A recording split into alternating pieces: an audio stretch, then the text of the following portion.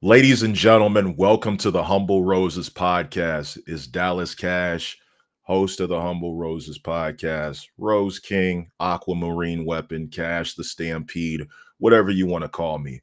You know where I'm at. I'm live in Northeast Ohio. The gang ain't with me today, but that's okay because we got a very special guest and I want to talk to you about who we have.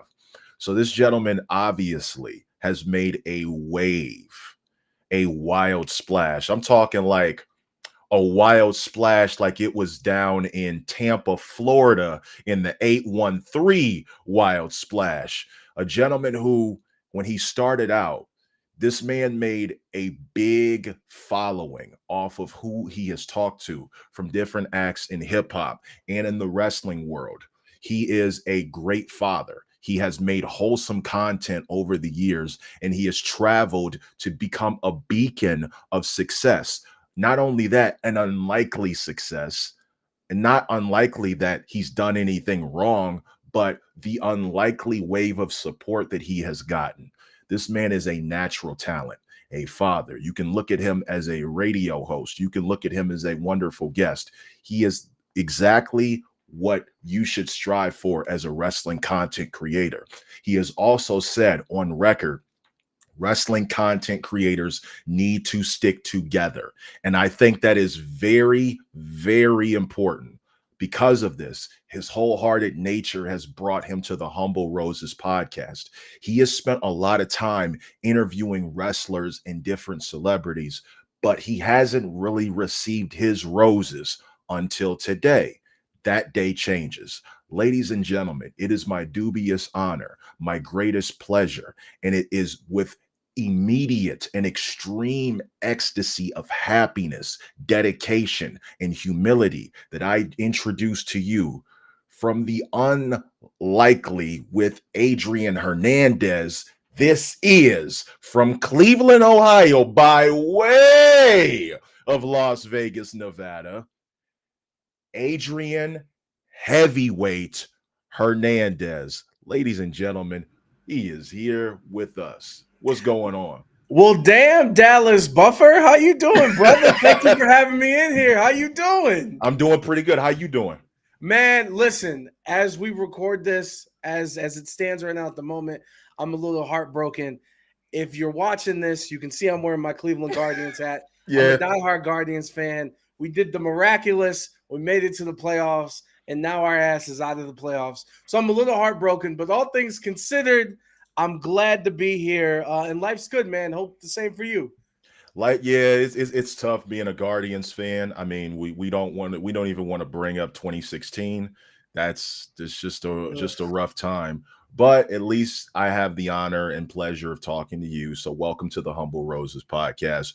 Rose Gang, if you're in the chat, please be very courteous to our guest. Please be very, very courteous to our guest. This is my co-host Vanessa. Hey, what Um, up? Thank you, thank you. And yeah, by the she's way, got I know I made a little joke, but give yourself some credit, brother. That intro was phenomenal. So salute to you, Mr. Cash. Hey, I appreciate it. Well, welcome to the Humble Roses podcast. We are honored to have you. Let's jump right into it. So, I've seen you as a content creator, and obviously, we've seen all the stuff that you've done, but let's dig a little bit deep. So, I know that your first big interview came when you were an intern, and one of the people that you interviewed, God rest his soul, he's no longer here with us, Mac Miller. So my question was, Rest in what peace was to one Mac. thing, or RP to Mac Miller? What was one thing from that interview with Mac Miller that you took that applies to what you're doing right now? I mean, honestly, everything that I do, everything that I try to do, every interview that I do, um, the research, the questions, doing the actual interview, it all comes from a place of passion. I didn't even know that I was going to be a part of that interview um, before, like maybe 90 minutes, maybe an hour before. Like, no, no, no, you need to be in this. Don't you love Mac? I was like, cool. So with that situation, I didn't have the some would say the luxury of time. To me, I was thankful that I didn't have that luxury because I work better that way. I didn't have time to overthink things. So I just asked them like, "Hey, these are things I wanted to know, or how did you come up with this line?"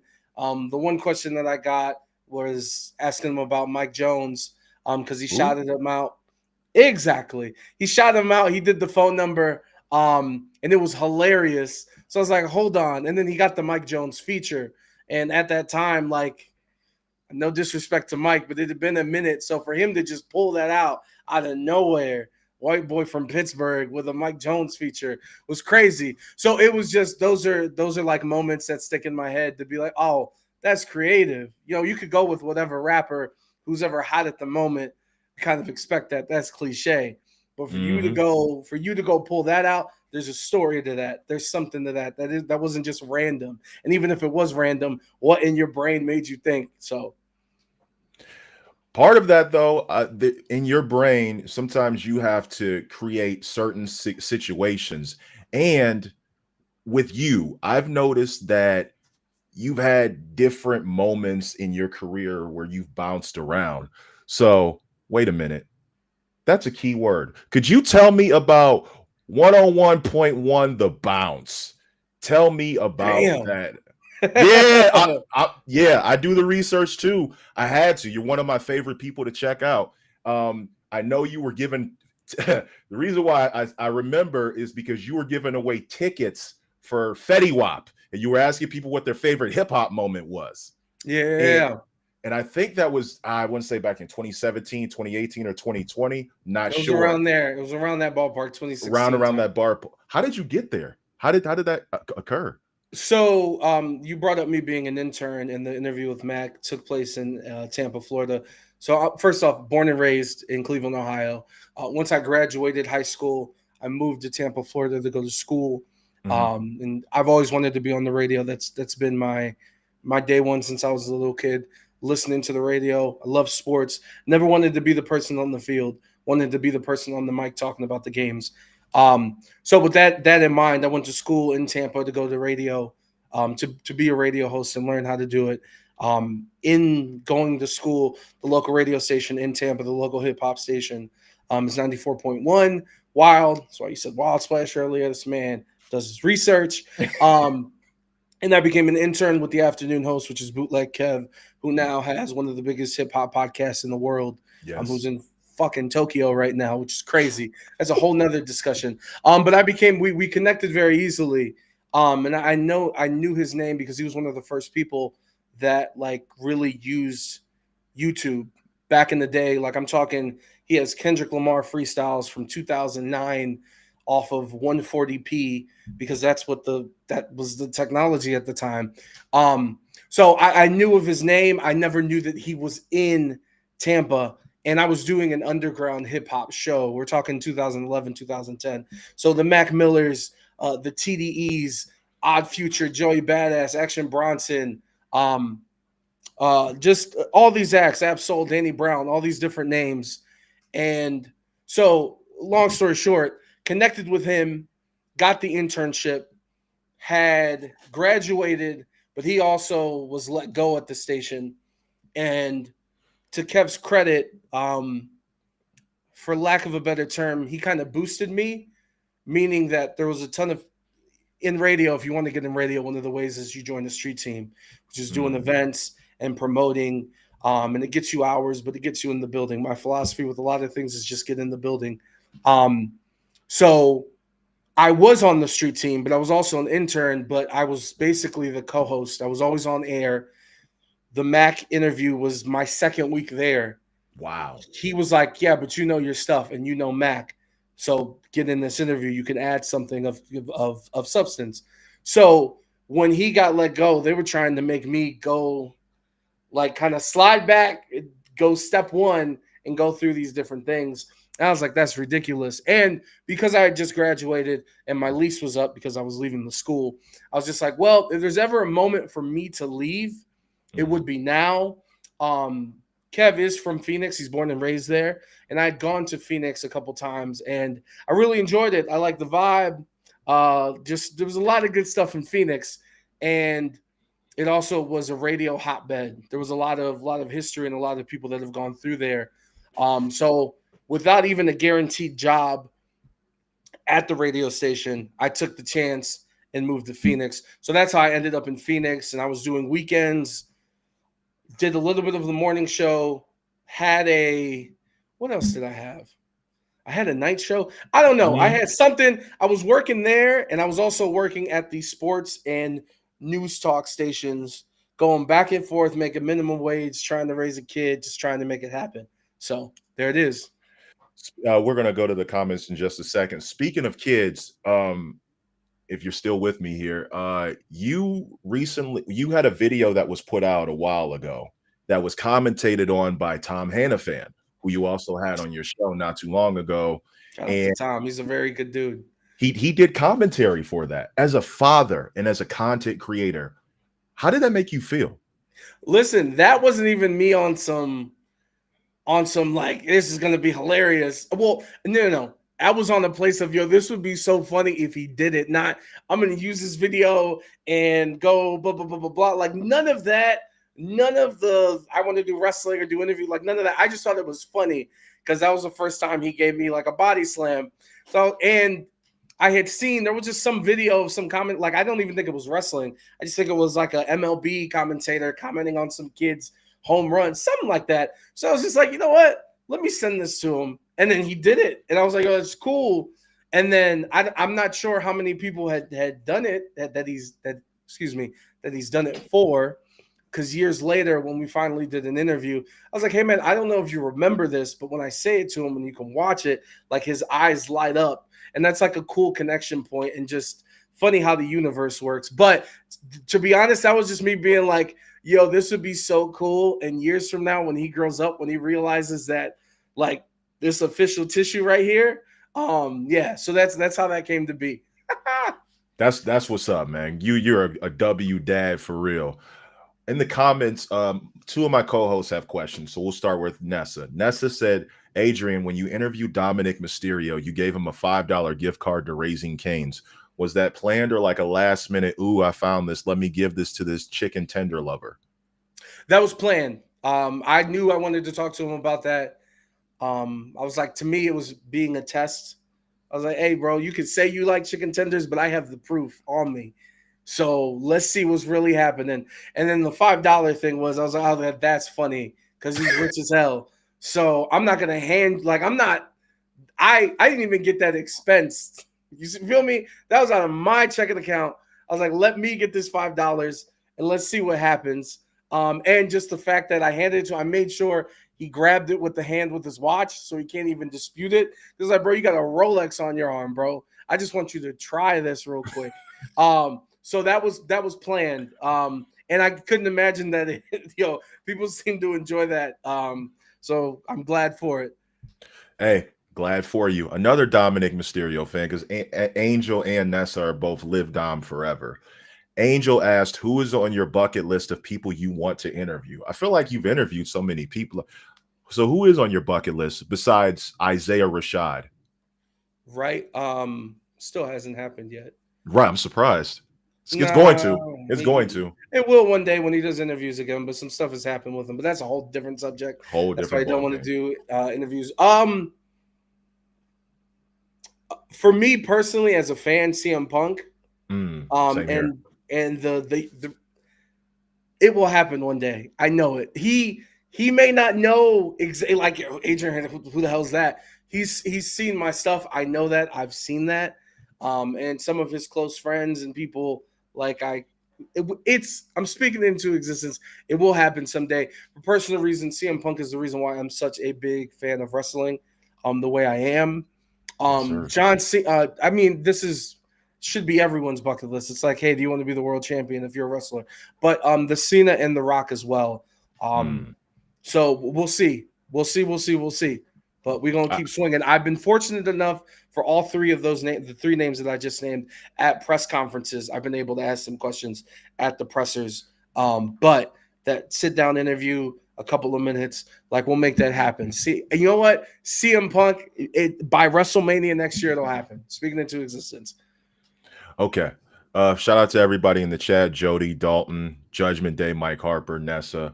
Let's get into the wrestling part. But before we do, some people have sad days, and obviously, you've had sad days.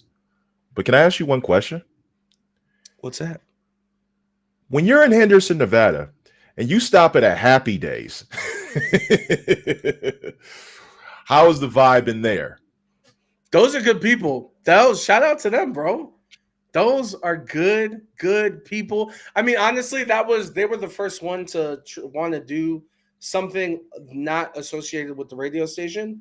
All off of them just really liking the radio show, which was real cool. I was like, hey, I do this stuff separately.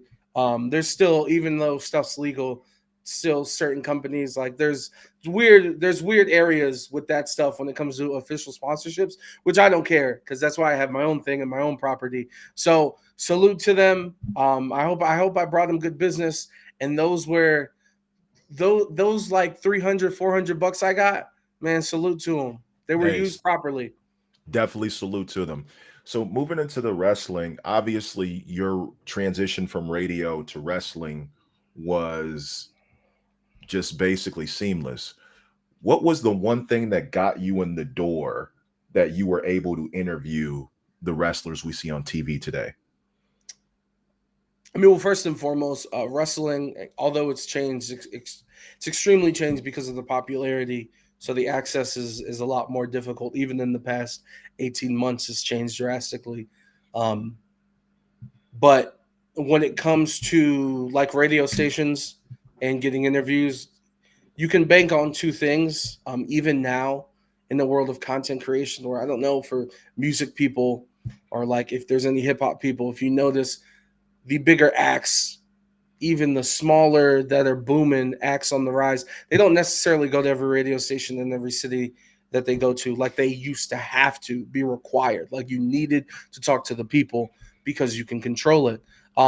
So all that being said, there was two things that would always come to a radio station. Whatever comedian was in your town for the weekend doing shows, and Mhm. whatever wrestling show was coming out because they wanted to promote and they wanted this to to promote and sell some tickets. So they always, whatever wrestling company, they'd always reach out, be like, hey, does anyone want to talk to them? I always love to have conversations, especially with wrestling. So I take every opportunity I could. Talk to what's her Lana at the time, CJ Perry. Um, who else, man? I know Xavier Woods. I waited an hour and a half. I didn't know if I could talk to Xavier Woods. I didn't know if I could talk to Samoa Joe. Those were my two options, but I really wanted to talk to them.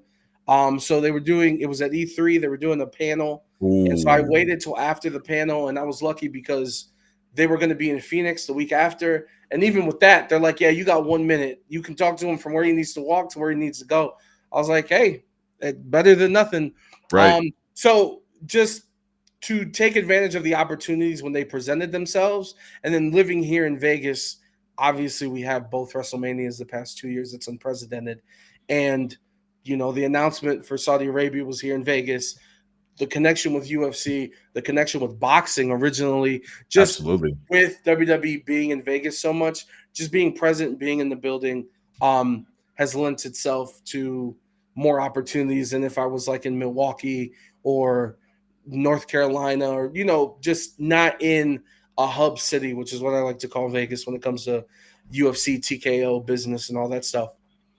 Excellent. Excellent. I have a picture. I want you to tell me the significance of what this picture means to you. Ready? Here we go. Hey, first off, I look scared as hell. Scared as hell. That obviously that's Sway, that's a legend. It's just super cool to meet that man in the red carpet. I salute the OGs that inspired what I want to do, and there's no bigger OG in the business than Sway. That was the American Music Awards 2018, 2019. I was in Vegas for 2 weeks. I think that was Wow. like within 2 weeks, and they were just like, "Hey, can you do this?" I was like, sure." And funny enough, that the two interviews I did at that red carpet before I met Sway Mhm. was Alexa Bliss and Mickey James, and I'm so thankful because they calmed me down because it was a lot.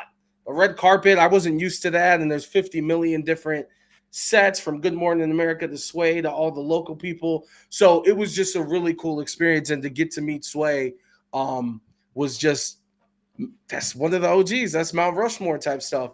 So it was really cool, and just to give him his praise and give him his roses in person, as he should. Excellent. WrestleFaith asked Adrian, what is your most memorable interview? That's a good question. Um, that's a very difficult one to pick, but I'll always go with Eddie Kingston. The first Hmm. time I interviewed Eddie Kingston in person, because that was to me personally, that was like that was the moment people were like, "Who's this?" Because I was able to do a really good Undertaker interview, and that was, to me, that was like the beginning of my journey and the start of Unlikely. But the Eddie Kingston interview was like, "Oh, there's something there." So that one, Dalton Smith asked, who would be your dream promo battle? The Rock, Okay. Not enough said. smoke him, smoke The That- Rock. Rock, like you I don't s- impress me. You want to impress me? Come out with a good movie. Are you gonna finish this promo battle, or are you gonna leave? You don't listen to Travis Scott. I know you don't. Look at me. I know you don't. You can't go on Facebook and do a 20-minute promo and curse and get to rehearse it. It's 2025, brother. That Facebook shit don't work no more. You want to impress me, make a good movie. Let's see who can do it. You come out with a good movie or I lose weight. Let's make a competition and see what happens first. Can't wait. Can't wait. You can't be the GOAT. You coming back and leaving, coming back and leaving? That's not how this works. the Anyway, the views expressed by Adrian do not match that of the Humble Roses podcast. I just wanted to answer the question. Big shout out to Marks with Mikes. That's the other podcast that I'm on. We'll be on there later tonight at 10 o'clock. If you are in the area and want to watch, more than welcome Salute to to watch. them. Salute to all them dudes. Culture Clash Network. That's our network. We are all part of the network. That was the network I was telling you about. All those shows. Let's get to another question because we're going to wrap up shortly. Damn. Why did? Well, we wanted to keep it short. You're right. You're right.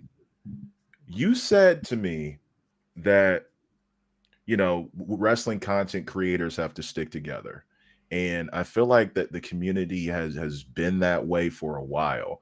But what do you think is the thing that people get wrong about wrestling content creators?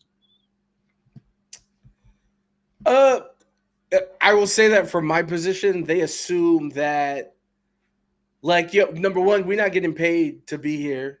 Excuse me. Let me speak from my perspective. I do not get paid to go anywhere. So every time you see me, when I went to Evolution or when I went to All In, and the next day I went to Evolution, like, I paid for those flights. Granted, some people have sponsorships, some people get paid more, depending on wherever they sit. But 90% of the folks are going out of their own pocketbook, going out of their own hustle, which is why I don't trip too much on. Some people will critique what questions are asked. I will just say I probably wouldn't ask that. Another thing is being told, are people making the assumption that, hey, they pick who they want to pick, which may be true, but this isn't an assign. This isn't, you have to ask this. There is a courtesy, and this isn't wrestling. This is just media and journalistically. Like, before this interview, you asked me, hey, is there anything that is off limits? I'm the same way. Like, typically, so for instance, just an example, Swerve Strickland loves Bray Wyatt. He's talked about it in interviews. The first death match with Hangman, he wore the Fiend pants, the red and black with the stripes. So I knew it was an impact, but I don't know if they were really close friends or if he's just a fan. And either way, it doesn't matter what the relationship is. I know that he cares about that. So I'm not just gonna, hey, what do you think? And then that makes him upset. There's common courtesy. So for me personally, I think it was Money in the Bank this past year in LA. That's where they announced that WrestleMania was coming back to Vegas. And they're like, do you want to ask Triple H a question? You're from Vegas. I was like, yes, but I'm asking about New Orleans and what changed, because that's important to me. Like, I'm not just going to go there to be like, eh. And people can choose to do that. I don't. But we are never told. We're never like, you need to say this or you need to ask this. Like, that's not how that works. And people have that assumption that you get paid by TK, you get paid by blah, blah, blah, blah, blah.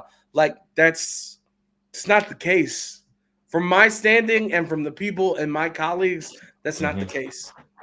I got a couple final questions. So, You said you had one that was going to make me shook. Get to it. Let me hear this. I won't say it's gonna make you shook, but where were you when the Cavs won the NBA championship in 2016? I was in Cleveland, Ohio. I was too. Were you downtown? I flew into Cleveland. No, I was with my father. Um, so I was going to school in Tampa and living in Tampa. I had flew in 2015 to the Eastern Conference Finals when the Cavs swept the Hawks, Al Horford, Jeff Teague, and all them. And Mhm. then they messed up my flight, so I got a free ticket, or like I got the voucher or whatever. So then I flew back for the finals, which was the game 6 in 2015 that the Warriors won. I was there, one of the last to leave. I was so pissed off. That championship doesn't count in my record book. Andre Mm-mm. Iguodala is the worst finals MVP in the history of the NBA. That championship does not work. Matthew Dellavedova had Steph Curry in a body bag, which is embarrassing because speaking of bags, Matthew Dellavedova also worked part-time at a local Walmart in Cleveland. He was there because Mm. everyone was hurt. Anyway, because of that moment in 2015 of them not winning, I was like, yo, I didn't look at I'm weird. I didn't look at the trophy presentation. I had my head down. I'm not looking at that until we win it again next year. So fast forward to 2016, game 5 was where Game 6 was where Curry. Game 5 or 6 is where Curry threw the mouth guard and hit 6. the owner's son. Game 6. So I flew in Game 6 Sunday. That was a Sunday. That was Father's Day. I didn't tell my dad. I flew in like 2 hours before the flight, like a movie. I was sitting in the back of the plane, front tier, and I told everyone, "Hey, I'm trying to get to this game." They're all like, "You're going to the game?" Whew, they parted the Red Sea. They let me out. I called my dad. I was like, hey, can you pick me up from the airport? My dad is in sleeping clothes. He does not expect that we're about to go to the Cavs. So, long story short, game 6, we were there in person. Game 7, I was not leaving and going. I was like, I need to be here, whether we win or lose. I need to be with my pops. So I was with my dad so we could celebrate. And then I went to downtown and came back home at 9 a.m. the next day. And we had Cleveland was already full, so it was shut down. You couldn't get into Cleveland. The only way you could get into Cleveland was going through the backside.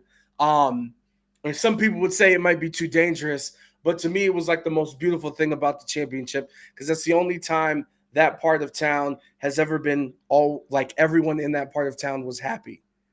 Usually there's a Excellent. lot of violence and a lot of things going on. Everyone was celebrating. I'll never forget that. So that's where I was. My final question before we do our final segment is the essence of Unlikely and the show. To someone who's not a wrestling fan, what would you say is the redeeming quality of making non-wrestling fans tune into your show? Non-wrestling to tune in to the show. A very good conversation. Mm. It's a great conversation. You're gonna learn something. You're gonna laugh, and you're gonna have a good time. And you are going to get no matter what type of things you entertain that would interest you to watch an interview about the subject or the people in that. It doesn't matter. Listen to sports interviews or music or knitting, whatever you're gonna get. Like I strive not to ask the same things that other people ask. I try to. It Same pains here. me when I hear people give the same spiel. I'm anti-spiel. Um, Mm. so just a great conversation and things you wouldn't expect because a wrestling fan can tune in to watch me interview the Undertaker, and he's done a million interviews and now he has a podcast and all that stuff. But there's only one place you're gonna find the Undertaker talk about his love for Kobe Bryant, and that was with me. So that's cool. Like that's the type of things that I try to discuss. Well, I hopefully I haven't asked you any questions that you've been asked before. I tried to. No one's brought up the bounce, brother. Wow. Salute. Yeah. That's crazy. Well, I don't bring on it up either. F that that's place. okay. That's Don't okay. and if you could, just don't even put the picture up again because they don't deserve that. But it's cool. They don't need that. Not that nobody Well, listens too much nowadays, but anyway, I'm just being this is our petty. It's okay. This is our final segment of the show where I basically just go ahead and give you your roses. Um, I'm very proud to call myself a fan of your show. I think that you have not been celebrated the way that you should, which is why I wanted to bring you here. I kind of wanted to get a little bit of your story out. Um, I know your time is valuable, so I try not to take you away from it. I aspire to be like you. You know, a lot of us in Thank you. Culture Clash Network, we watch your show. We're proud of you. A lot of them are here in the comments. Marks with Mikes, Nessa, Jonathan Watts. Like a lot of us are here. But I think the main thing that hits home for me is there's somebody from my state doing basically living the dream. And I get to watch somebody make the magic happen. And somebody who came up from nothing, just like me, just kind of entered into the fray of everything. And I think what that was about was making sure you felt valued and your value has significantly went up. And I think part of that is mainly due to the hard work that you've dedicated. You're a wonderful father. You're a great interviewer, incredible content creator. You're all about uniting. And I just think that you needed to be celebrated. And even though this measly little show that we call the Humble Roses podcast is, we don't have the view count or subscribers, we still wanted to give you your flowers and we still wanted to make you feel as welcomed as possible. And I think that was part of the reason why we did this. However, I do want to bring up one thing, and I don't understand why she showed up late, but Hey, what do you want? what up, Nessa? What do you want? You know, we're about to end the show and you show up. What are you doing? See, I just wanted to say hi. Hey. And this is the Humble Roses podcast. We ain't doing that on the show because she about to start a whole conversation, and this man gotta go. Hold on. What do you want to ask him? No, but I was just wanting to meet him. He is one of my favorites, and I was Thank so you. sad that I couldn't be here for the actual interview, for the whole interview. So, as you can see, I'm in the darkness. See, Yeah, she's gonna count it. She's gonna count it on the record book. Like I wasn't part of the episode. My voice was on it. Yeah, I know, right? Like, where you I get a credit. I get a credit at the end. Where you at? The mortuary? You at the same room they did the boiler room brawl in '96? I am in the Batcave right now. Salute. I see. And with no Alfred. Well, I gotta wrap this show up. So Nessa, I'll see you later, okay? Okay. Appreciate you. I love her. Ladies and gentlemen, this has been the Humble Roses podcast, Dallas Cash. We have Adrian Hernandez of Unlikely. Make sure you follow him on YouTube, follow him on all his social media platforms. Is there anything else that you wanted to get out there, Adrian, before we wrap up? Damn, I feel like I want to say something fire. I don't know if I got anything fire. Subscribe, support this show. Salute to you guys. Thank you for having me. Thank you for the kind words. Thank you for doing your research. And be easy, salute, and be passionate, and go create something. And touch grass. Touch grass. As green as my shirt is, touch grass. Follow the QR code to subscribe to the Humble Roses podcast. Don't start that gravitas BS, Angel and Kev. We ain't doing that on the show today. We will do that probably tomorrow. Tomorrow is the Santino Morella interview. Be here at 9:30 in the morning if you can. If not, no big deal. It'll be up on YouTube. This has been the Humble Roses podcast. I am Dallas.